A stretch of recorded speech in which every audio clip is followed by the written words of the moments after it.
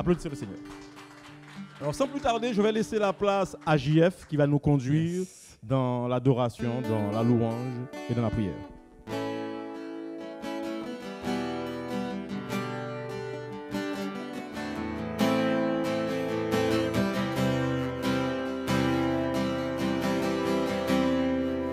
Je viens dans ta présence, le cœur assoiffé de toi. Je m'attends à toi, oui je m'attends à toi Père. Je viens dans ta présence, le cœur assoiffé de toi. Je m'attends à toi, oui je m'attends à toi Père. Je m'attends à toi Père, mes yeux sont sur toi. Je te cherche, oh Jésus, oh je viens dans ta présence, le cœur assoiffé de toi. Je m'attends à toi, oui je m'attends à toi Père, tu es l'eau de la vie, intarissable torrent, approuve-moi de ton amour et de ton esprit, oh Père. Je viens dans ta présence, le cœur assoiffé de toi. Je m'attends à toi, oui je m'attends à toi Père. Je viens dans ta présence, le cœur assoiffé de toi.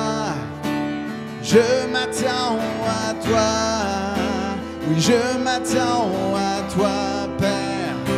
J'ai tant besoin de toi Père, de toi seul. J'ai besoin de toi,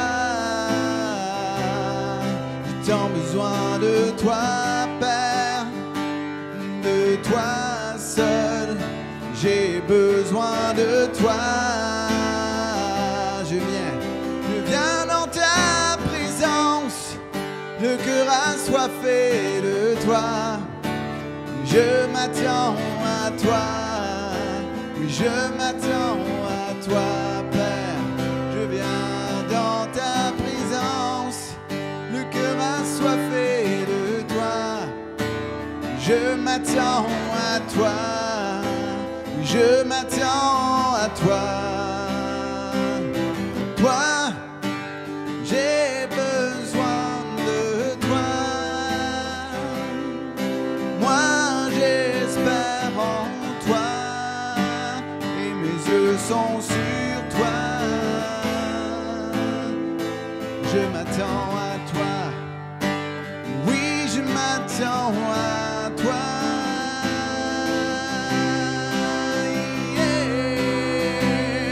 Je viens dans ta présence, le cœur assoiffé de toi. Je m'attends à toi, je m'attends à toi. Je viens dans ta présence, le cœur assoiffé de toi. Je m'attends à toi, je m'attends à toi Père. Je m'attends à toi Père, mes yeux sont sur toi. Je te cherche, oh Jésus, oh je viens dans ta présence, le cœur assoiffé de toi. Je m'attends à toi, je m'attends à toi.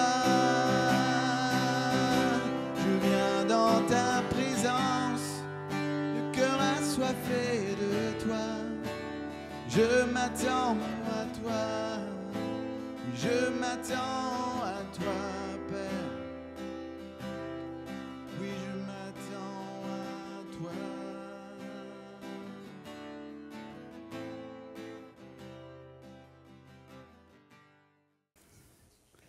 Merci d'être là et ce soir, j'ai un bon message à vous apporter. Dernièrement, j'ai touché ce sujet Et j'étais insatisfait parce que j'avais plusieurs points à toucher. Et ce soir, bien, je vais essayer de toucher des points ou améliorer mon enseignement que j'avais apporté dans le passé, dernièrement. Et je vais vous parler sur le croyant persécuté.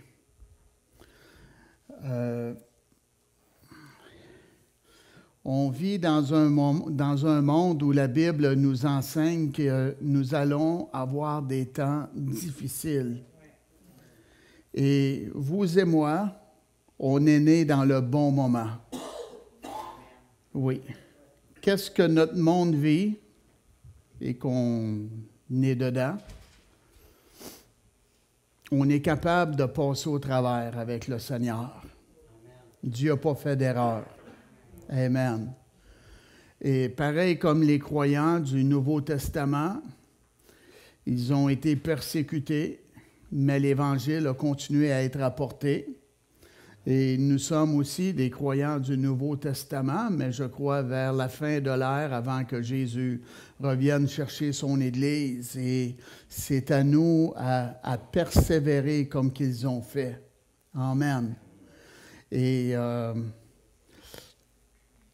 comme vous le savez, je devais m'en aller au Brésil dernièrement à quelques reprises et ceci n'a pas fonctionné.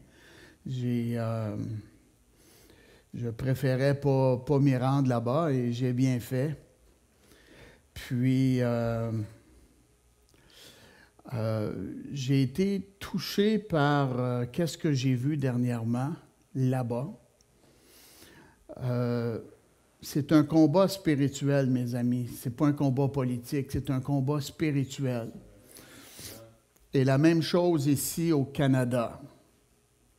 C'est un combat spirituel dans lequel nous sommes. Oui. Et continuez à m'écouter. Et comme vous le savez, le 8 janvier 2023, il y a eu un émeute dans la ville de Brasilia où je devais m'y rendre et il y a des gens qui sont rentrés dans un ou des bâtiments gouvernementaux et ils ont brisé, puis ils ont fait la pluie et le beau temps, puis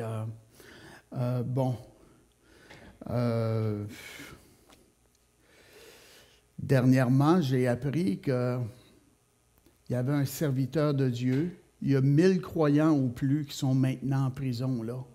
OK? Et j'ai vu un jeune monsieur, j'ai sa photo dans mon téléphone, et un monsieur de peut-être 40 ans, qu'il a été vu sur le terrain où les émeutes ont eu lieu. Et ils l'ont passé en cour. Et le jugement a été 8 ans de prison ferme. Il me semble avoir 40 ans, puis tu vis ça, là. Hein? Et un autre, celui de 8 ans, c'est un prêcheur de l'Évangile, là. Puis, un autre il y a eu un emprisonnement. J'ai vu ça aujourd'hui sur YouTube. De 17 ans. Et il y a un juge ou un avocat qui a dit 17 ans. Et un autre qui était là, un juge ou un avocat, il semblait être né de nouveau, celui-là. Il a dit, c'est pas qu'est-ce qui a été mentionné. Et moi, je dis 2 ans et demi, c'est tout. Bon, OK. Fait que dans le monde dans lequel nous sommes, même ici au Canada, je crois qu'on va être persécuté. Ça n'en prend pas beaucoup pour avoir de la persécution. Ça en prend un qui est contre l'Évangile, là. Un premier ministre qui est contre, ou une première ministre qui est contre l'Évangile, puis qui veut faire la pluie puis le beau temps, qui veut abuser de son pouvoir. Hein? Oui. Et c'est ça. Et regardez, s'il vous plaît, dans Matthieu 10. Matthieu 10. J'aimerais pas que vous disiez « Ah, ben c'est un poulain, là, toi, là, c'est du négatif que tu nous apportes, là, c'est pas ça qu'on va attendre, là, chatouille-nous les oreilles, là, puis dis-nous que Dieu est bon, bon, on est plus que vainqueurs, puis oui, Dieu est bon, et nous sommes déjà plus que vainqueurs en Jésus. » Amen, amen. Mais qu'est-ce que je veux? Je veux vous préparer. C'est correct, ça? Hein? Quand il va y avoir encore de la persécution, de l'adversité, qu'on ne soit pas surpris. La Bible nous dit, ne soyez pas surpris à la fournaise. Hein? Fait qu'on soit prêt. Et c'est ça que je veux faire ce soir. Je veux vous préparer pour les moments difficiles qu'on est capable de vivre. OK? Regardez dans Matthieu 10, s'il vous plaît. Matthieu 10. Et ça, Matthieu 10, c'est lorsque Jésus a relâché ses apôtres, ses disciples, pour s'en aller prêcher la parole de Dieu. Et c'est des énoncés pour les avertir à quoi qu'ils devaient s'attendre. OK? Et comme qu'on sait, la Bible nous enseigne que nous ne combattons pas contre la chair et le sang, ce n'est pas contre l'être humain, mais notre adversaire, Satan le diable, avec des mauvais esprits, ne veut pas que le royaume de Dieu progresse et ne voulait pas que Jésus naisse non plus, et a même fait une tempête pour empêcher Jésus de se rendre de l'autre bord. Il aurait aimé noyer, il aurait aimé tuer Jésus, hein? Mais nous sommes indestructibles jusqu'à ce que Dieu n'a pas terminé avec nous son œuvre. Je m'excuse. Éteindre. Amen. Ça fait penser à ma femme, hein? Elle écoute, là. Amen, éteindre. Ouais. Fait que Jésus s'est rendu de l'autre bord et nous aussi, on va se rendre de l'autre bord par la grâce de Dieu. OK? Fait que, on va dans Matthieu 10, s'il vous plaît. Que le Saint-Esprit nous révèle la parole et que, amen, ça soit profitable pour nous ce soir. OK? Regardez bien. Un énoncé de Jésus, Matthieu 10, commençons verset 14. « Lorsqu'on ne vous recevra pas et qu'on n'écoutera pas vos paroles, sortez de cette maison ou de cette ville et secouez la poussière de vos pieds. » OK? Fait que nous, les enfants de Dieu, lorsqu'on va dans un endroit pour prêcher la parole, et si les gens, leur cœur est fermé, puis ils nous persécutent, puis ils ne veulent rien savoir, Dieu ne nous appelle pas à leur tenir tête. Non, Dieu nous appelle à aller ailleurs. C'est ça. Toi, tu ne le veux pas, il y en a d'autres qui en veulent de Jésus. Amen. Fait que Jésus se promenait, hein, il est venu chercher et sauver ceux qui étaient perdus. Regardez au verset 16. « Voici, je vous envoie comme des brebis au milieu des loups. » Des loups, c'est des gens qui ne sont pas sauvés, ça, OK? Puis des brebis, bien, c'est des enfants de Dieu qui sont nés de Dieu, OK? Soyez simples comme soyez donc prudents comme les serpents et simples comme les colombes. Mettez-vous en garde contre les hommes, car ils vous livreront aux tribunaux et ils vous battront de verge dans leurs synagogues. Oui, regardez au verset 22. Vous serez haïs de tous. OK? Fait que ça, c'est le but des gens qui ne sont pas nés de Dieu. Ils sont contre l'Évangile, ils sont contre Jésus. Oui. OK? Et ils sont contre les enfants de Dieu. Ils sont contre les gens qui sont nés de Dieu. Pourquoi? Parce qu'on est des représentants du Christ sur cette terre et on est là, on fait de bonnes œuvres, on représente le Seigneur, on prie pour les malades, on apporte l'espérance, on repousse les ténèbres, mais eux sont contre ça. OK? Et Dieu dit qu'on va être haïs 2, à cause du nom de Jésus. Pas parce que vous n'êtes pas fin, c'est à cause du christianisme, l'Esprit de Dieu, la présence de Dieu. OK? Puis, la Bible a dit, verset 17, « Mettez-vous en garde contre les hommes, car ils vous livreront aux tribunaux et ils vous battront de verge dans leurs synagogues. » Ça, on voit ça dans le livre des Actes, hein, les gens qui sont emmenés aux tribunaux, ou qui sont persécutés, et Jésus a averti son Église, ses disciples, qu'ils étaient pour vivre cela. OK? On est dans une guerre spirituelle. Verset 18. « Vous serez menés à cause de moi devant des gouverneurs et devant des rois, des gens, des dignitaires, des gens d'autorité. » OK? Pourquoi que vous allez vous rendre là? Pour servir de témoignage à eux et aux païens. Amen. Des fois, ces gens-là, il n'y a personne qui va vraiment leur parler. Mais là, toi, tu te présentes devant eux, un ambassadeur de Christ, un enfant de Dieu, et Dieu veut qu'on rende témoignage de notre foi. Amen. À ces gens-là, qu'on leur partage l'amour de Dieu. Amen. Et je vais vous dire, quand on fait ça, c'est parce que tu es vraiment né de Dieu, tu es vraiment sauvé. Hein? Amen. Merci Dieu. Et verset 24, ça nous dit, « Le disciple n'est pas plus que le maître, ni le serviteur plus que son Seigneur. Il suffit au disciple d'être traité comme son maître et au serviteur comme son Seigneur. S'ils ont appelé le maître de la maison, Jésus, Béelzébul, qui veut dire prince des démons, c'est-tu de la haine, ça? Hein? Prends du front faire ça, hein? Hein? Ouais. À combien plus forte raison appelleront-ils ainsi les gens de sa maison? Jésus a dit, « Mon royaume n'est point de ce monde. » Notre royaume n'est point de ce monde, enfant de Dieu.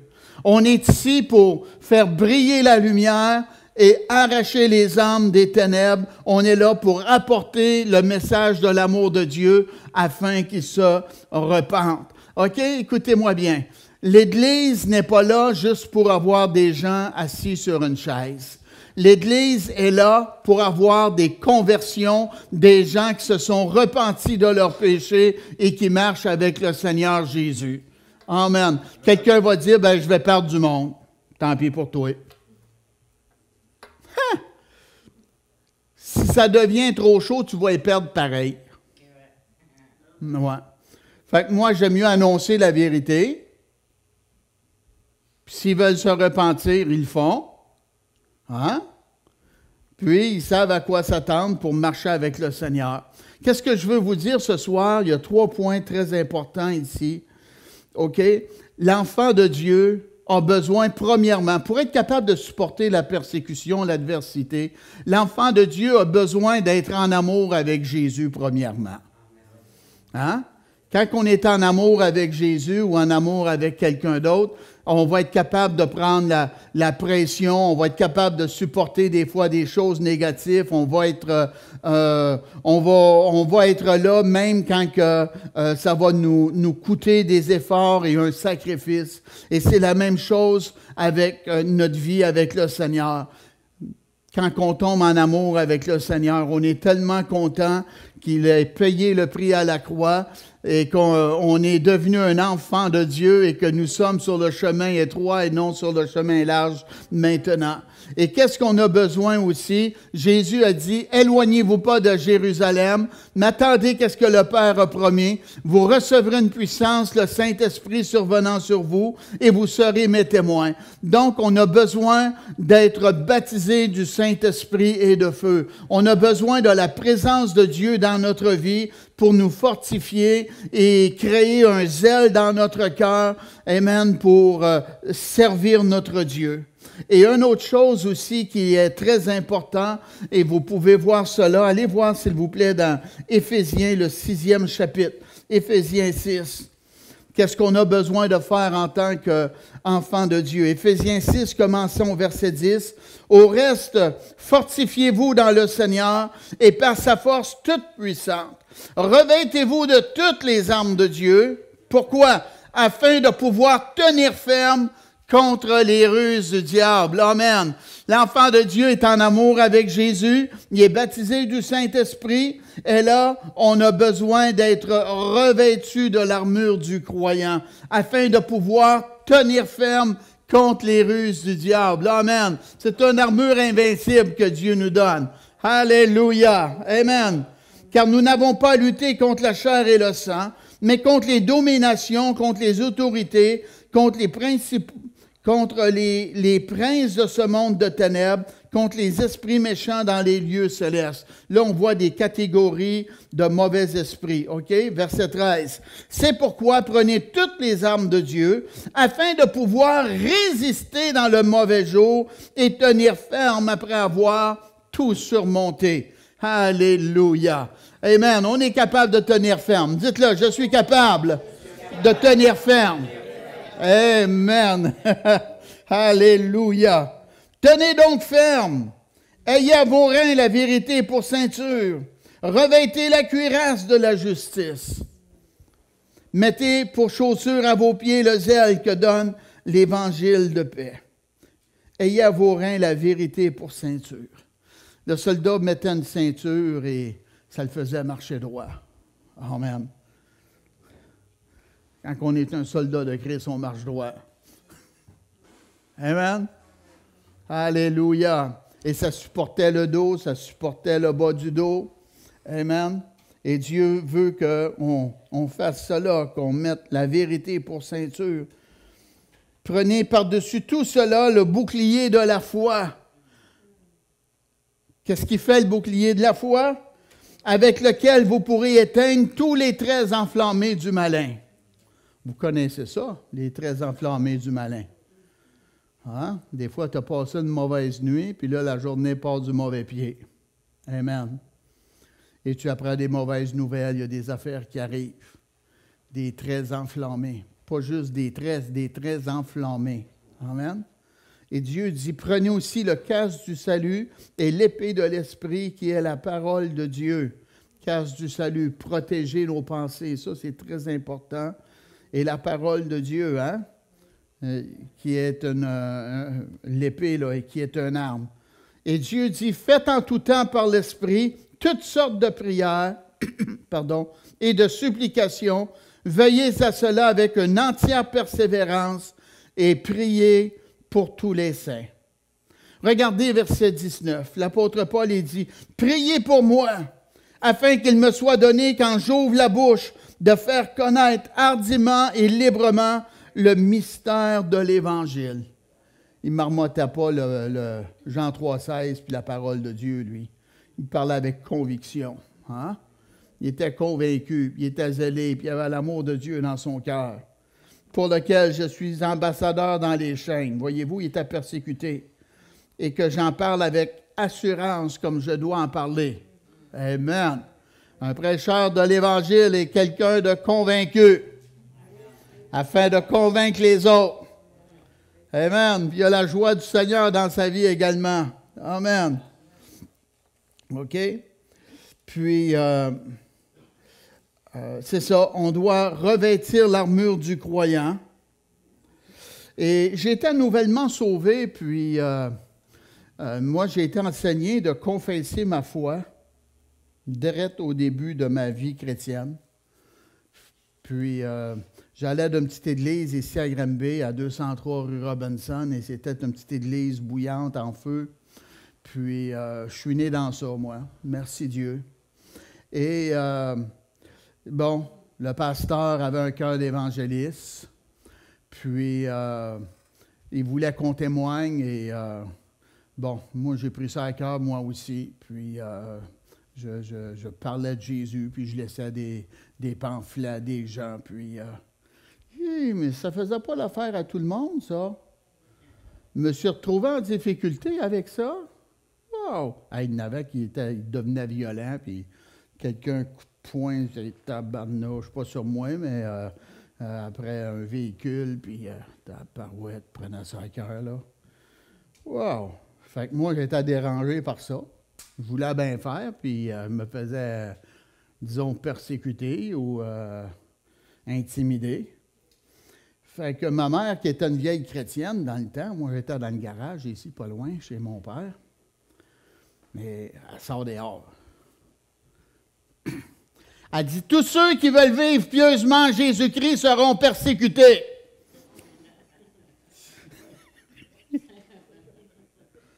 J'ai dit, c'est écrit ça? Elle dit, oui, c'est écrit ça. Me croyez-vous?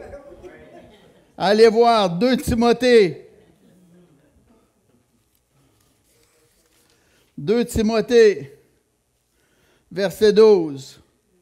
Or, tous ceux qui veulent vivre pieusement en Jésus-Christ seront persécutés. OK? Et on peut penser à l'apôtre Paul. Cet homme-là qui était un pharisien, qui était zélé. Eh oui. Il faisait la pluie puis le beau temps avec les croyants. Ouais. Il n'était pas persécuté, il persécutait. Mais une fois qu'il a changé de camp, qu'il est né de Dieu, hein? Dimanche, je vous ai parlé du voile, là. Hein? Le voile est ôté en Jésus. Un disciple, Ananias, est allé prier pour lui, envoyé par Dieu, puis il a prié pour l'apôtre Paul. Et la Bible elle nous dit que des écailles sont tombées de ses yeux. Moi, je vois le voile qui est tombé. Hein? Le voile des ténèbres qui est tombé et l'apôtre Paul qui voyait clair. Et une fois que l'apôtre Paul était né de Dieu, puis qu'il a commencé à parler de Jésus, lui aussi a été persécuté. Oui. Fait que je vous dis que les gens ne nous attaquent pas, nous personnellement, c'est le message qu'ils n'aiment pas. C'est ça. Et nous, on n'a pas le choix, c'est le message que Dieu nous a donné. La Bible elle nous dit, si vous prêchez un autre évangile, qui soit anathème, il n'y a pas d'autre évangile, il y en a rien qu'un Jésus, un seul évangile. Amen. C'est ça qu'on doit apporter. On peut penser à Pierre et Jean. Eh oui. Ils ont été baptisés du Saint-Esprit. Et la Bible nous dit qu'ils s'en allaient au temple à l'heure de la prière. Acte 3. Et il y avait un boiteux de naissance qui était là. Et Pierre a dit, je n'ai ni or ni argent, mais qu'est-ce que j'ai? Je te le donne. Au nom de Jésus-Christ de Nazareth, lève-toi et marche. Là, il l'a pris. Il perd la main. Wow! L'onction de Dieu s'est transférée dans ce monsieur-là. Paf! Amen! Une nouvelle force est rentrée en lui. Ses chevilles sont devenues solides. Et il est rentré dans le temple en sautant. Amen. Une bonne façon pour aller à l'église, hein? Mais on va louer le Seigneur. Alléluia. Dieu est bon. Gloire à Dieu. Amen. Non, pas de même. Amen. Mais suite à ça, c'est la persécution. Il aurait dû leur donner un certificat ou une plaque. C'est, hey, il fait des années qu'il est comme ça, le monsieur. Mais félicitations. T'as fait ça vite. T'es connecté, toi, hein? Ben non, ils les ont persécutés. Quand la présence de Dieu, le surnaturel, se manifeste, ça l'agresse les mauvais esprits. Oui. Il y a des gens, là, mes amis, il y a des gens qui deviennent, c'est drôle, hein? Ils deviennent agressifs envers vous puis envers moi. Oui. Je vais au magasin de mon frère à l'occasion, Sensation musicale, au coin de la rue d'Offrane et avenue du Parc à Granby.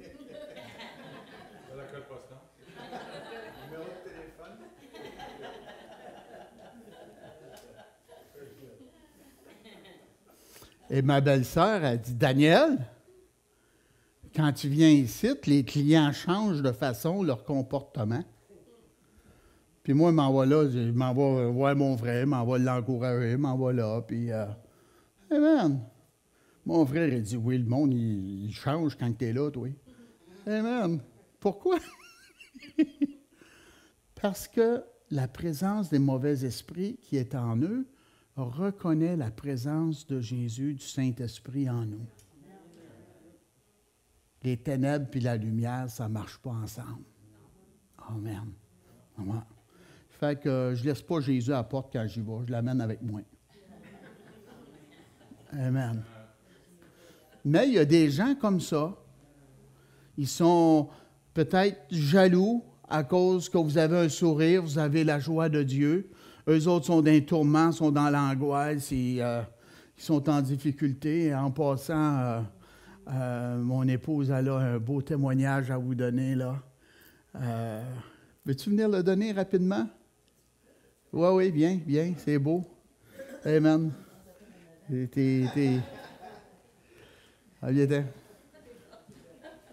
tu ne trouves pas joli, ils vont me trouver plus beau. On fait un beau tout. OK, micro. Aujourd'hui, j'ai fait un appel. Vous savez, j'ai demandé des prières pour une dame. Et puis, c'est ça. Je l'ai appelée aujourd'hui parce que je voulais avoir des nouvelles. En fin de compte, et puis...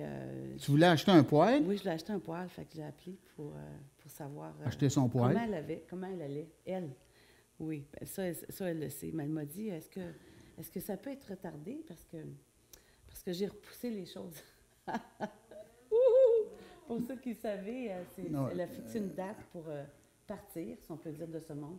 Et ceux qui elle voulait avoir... Donc, l'aide médicale à mourir, parce qu'elle a vécu toute sa vie avec de la souffrance et des maladies. Elle souffre encore dans son corps, et puis... mais là, je crois que le Saint-Esprit vraiment est à l'œuvre, et puis est après la convaincre. Mardi, on a prié pour elle. Elle était, avec sa façon de parler, vraiment a changé aussi là-dessus. Elle réalise que c'est une question d'éternité aussi. Et puis, c'est ça. Donc, merci pour vos prières, chacun d'entre vous. Puis, continuez de prier pour elle. Je crois que Dieu fait son Amen. Vraiment. Amen. Et merci. Alléluia. Gloire à Dieu. Comment est-ce qu'il y a de monde qui sont innocents, hein? Ils ne savent pas les conséquences. Ils pensent qu'ils sont comme un chien, ils vont mourir, puis ça finit là, puis tout est beau. Puis on verra une fois rendu là qu'est-ce qu'il y en a. Hey, Jésus nous en a parlé. Hein? Jésus nous en a parlé. Oui. Fait que c'est ça. On est dans ces temps-là où la persécution est là. Et ils ont persécuté Pierre et Jean. Et moi, je vous dis qu'on a encore le même Dieu, mes amis. Oui. Et ils ont mis des serviteurs de Dieu en prison. Et la parole de Dieu nous enseigne qu'il y a eu un tremblement de terre. Oui, et les portes de la prison ou des prisonniers se sont ouvertes. Amen.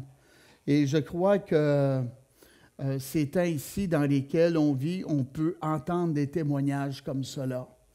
Des gens, des serviteurs de Dieu qui sont persécutés à cause de, OK, et que Dieu est encore sur le trône et qu'il est encore capable de faire du surnaturel pour libérer ses serviteurs qui sont dans la persécution. Amen. Et n'oubliez pas de prier pour le monsieur, je vous ai parlé, ça fait pour être en prison pendant 8 ans de temps, là. Hein? C'est comment terrible, ça, pour amen, être persécuté, là. Oui. Fait que c'est ça. Le message provoque de la persécution et le surnaturel provoque la persécution.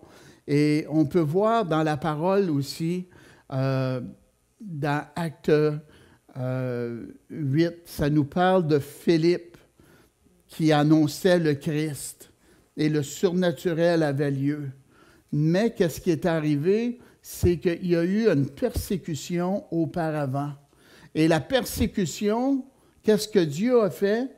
Il a permis que ses enfants se séparent et qu'ils s'en aillent dans divers endroits. Et à travers la persécution, la parole de Dieu s'est répandue. Ça a touché d'autres vies. Amen. Et il y a des gens qui sont venus au Seigneur. Quelqu'un a déjà dit, si tu pognes un citron, fais de la limonade avec. Fait que c'est ça qui est arrivé. Ils ont persécuté les croyants, mais les croyants étaient vraiment nés de Dieu. Et lorsqu'ils sont partis, ils n'ont pas laissé le message à la maison. Non, ils sont partis avec le message, puis ils ont répandu le message de l'Évangile. Amen. Gloire à Dieu. Amen. Et vous savez, des fois, la Bible nous dit que le cœur de l'homme est méchant par-dessus tout. Et du cœur de l'homme, les meurtres, les adultères et des péchés là, OK, qu'on peut voir. Et il y a des gens qui ont été fouettés et qui ont été mis en prison, des attaques de front. Et aujourd'hui, dans notre société, il y a plus de gens persécutés aujourd'hui qu'il y en avait dans le temps du Nouveau Testament à cause de l'Évangile. C'est fort, hein? Dans notre société, on dit civilisée, la persécution contre les croyants nés de Dieu est bel et bien là. Amen. Et nous, qu'est-ce qu'on a besoin de faire? C'est de faire comme la parole de Dieu nous enseigne, de prier pour ceux qui gouvernent. Amen. Et moi, j'ai pensé, si je serais un journaliste, ouais. Des fois, on voit ça, quelqu'un qui va se présenter aux élections et il va s'asseoir avec un journaliste et le journaliste va le questionner. Ouais. Moi, j'avais une question à y poser. Allez-vous persécuter les chrétiens nés de nouveau? Pas une réponse de politicien, oui ou non? Amen. Promets-moi, tu ne changes pas d'idée. Ouais, je pense que ça les agresserait, mais c'est une bonne question quand même, parce que nous aussi, on a une dignité, on a le droit d'avoir nos valeurs, hein? Avoir nos croyances. Oui, oui, on est des citoyens canadiens, nous aussi, et québécois, oui. Au même niveau que toutes les autres. Amen. Et en passant, je suis fier d'être un enfant de Dieu, d'être né de Dieu. Merci Dieu. Regardez, s'il vous plaît, en terminant, dans 1 Pierre 4.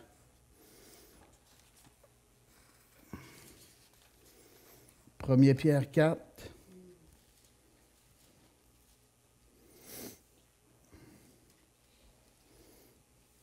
Regardez, commençons au verset 11.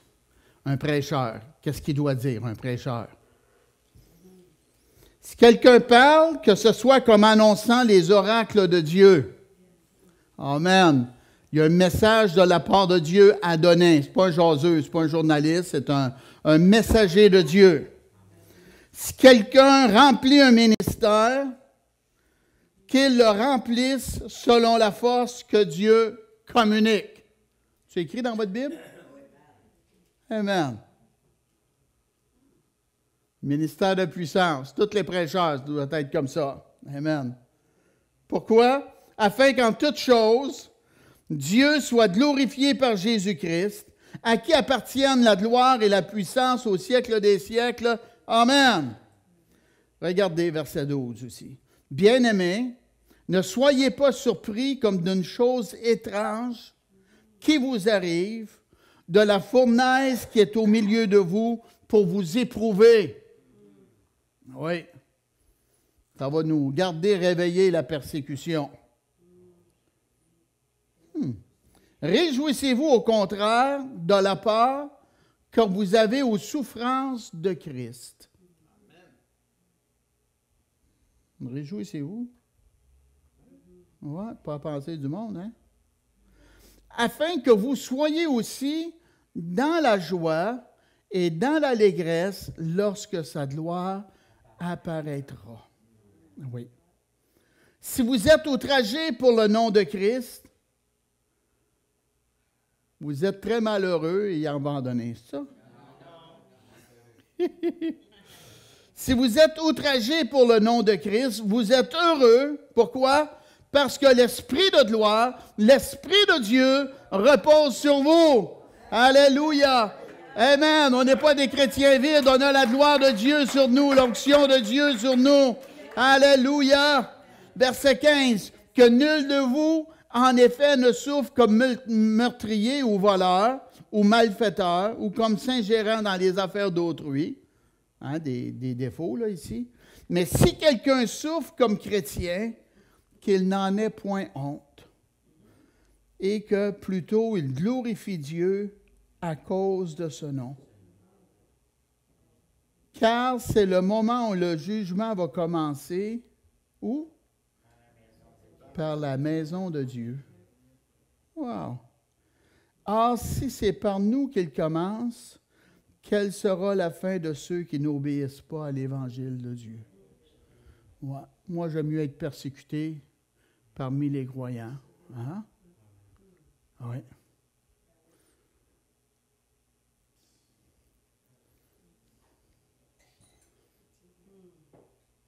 J'ai de la misère à vous le dire, là.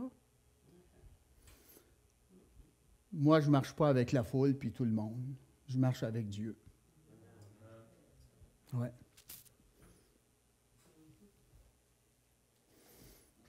Et je suis un homme assez convaincu pour ne pas suivre tout le monde. Ouais. Et à cause de cette liberté que j'ai, étant un être humain dans un pays démocratique,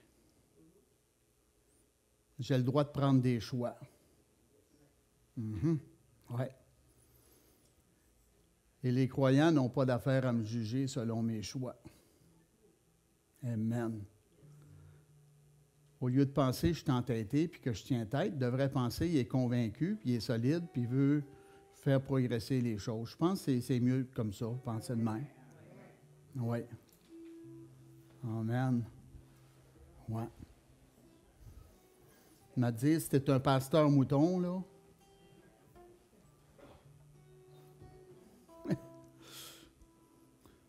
Ça prend quelqu'un qui a des convictions pour servir Dieu et être un serviteur de Dieu. Oh oui, ça prend une colonne vertébrale, mes amis. Oui. Amen.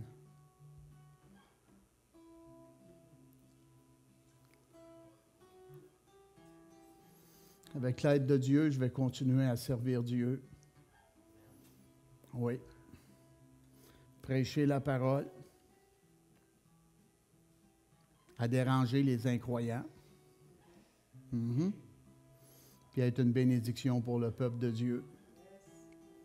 Amen. Ouais. Il y a des gens qui ont payé cher leur vie pour être serviteurs de Dieu. Vous pouvez voir cela dans Hébreux, le 11e chapitre. Il y en a qui se sont cachés dans un arbre, puis ont coupé l'arbre. Puis il y avait un serviteur de Dieu dans le tronc.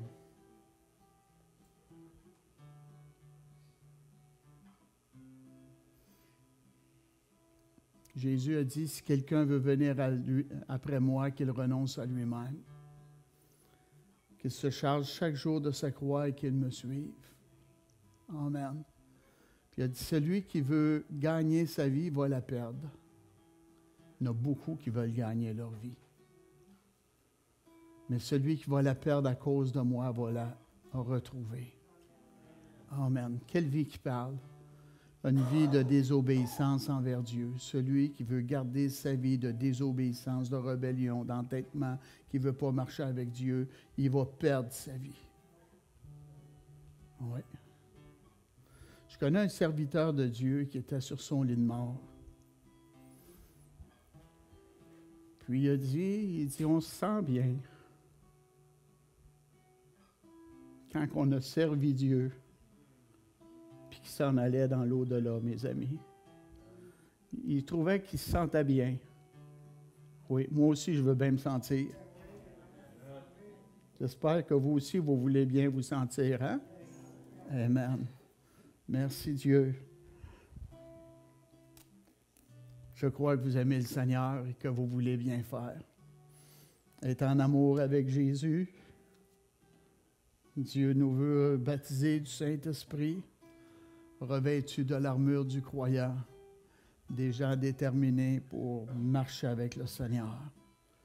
La Bible dit, la joie du Seigneur sera votre force. Amen.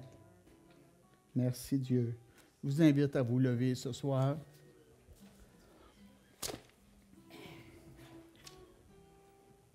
J'aimerais tellement ça voir notre frère, au lieu d'être condamné à 8 ans de prison. Hein? Dieu est capable, hein? Dieu est capable. Oui.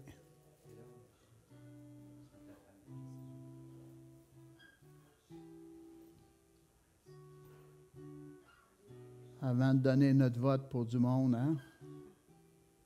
On est mieux d'y penser 2 fois. Oui. Ah oui. On va terminer avec cette prière. Ô Dieu, au nom de Jésus, tu vois, Père, ton serviteur qui a été mis en prison pour au moins 8 ans au Brésil. Renverse, ô Dieu, cette situation. Il y a des enfants, ô Dieu, il est marié, Père. Comment terrible, ô Dieu. Fais justice, Père, dans cette situation, au nom de Jésus.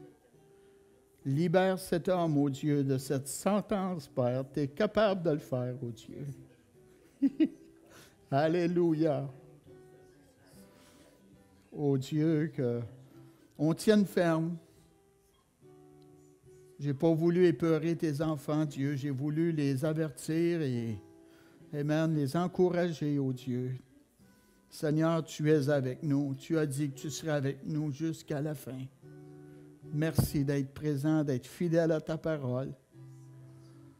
Qu'on soit trouvé fidèle à ton message, ô Dieu.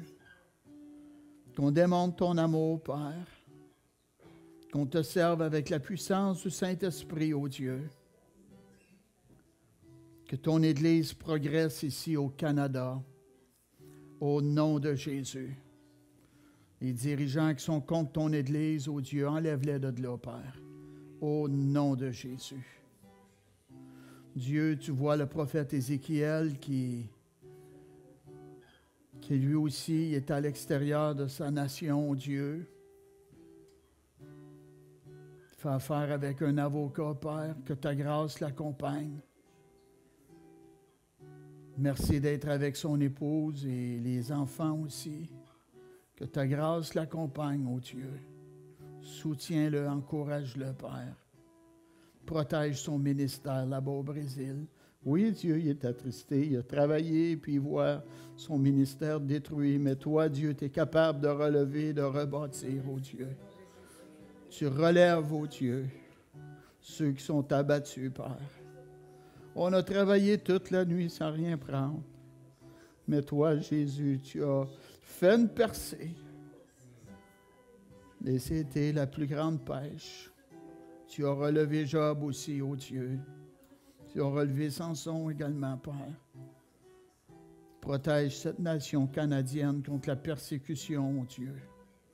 Protège cette nation québécoise, ô Dieu. Au nom puissant et merveilleux de Jésus.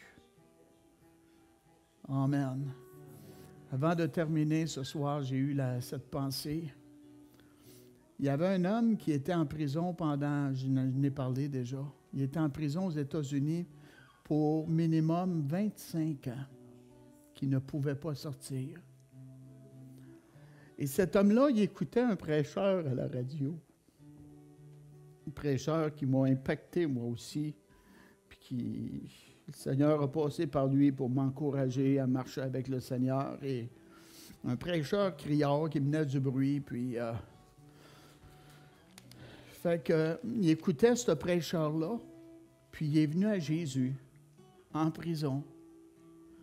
Et là, en prison, il a commencé à faire des rencontres pour des prisonniers apporter l'Évangile aux gens. Et c'est venu aux oreilles du gouverneur. Et le gouverneur est rentré dans la prison, puis il est allé vers lui. Puis il a dit, j'ai une enveloppe, moi, à te donner.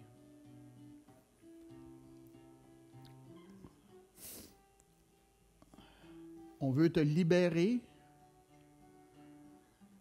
à condition que tu fasses au moins une fois par mois une rencontre dans le pénitencier avec les prisonniers.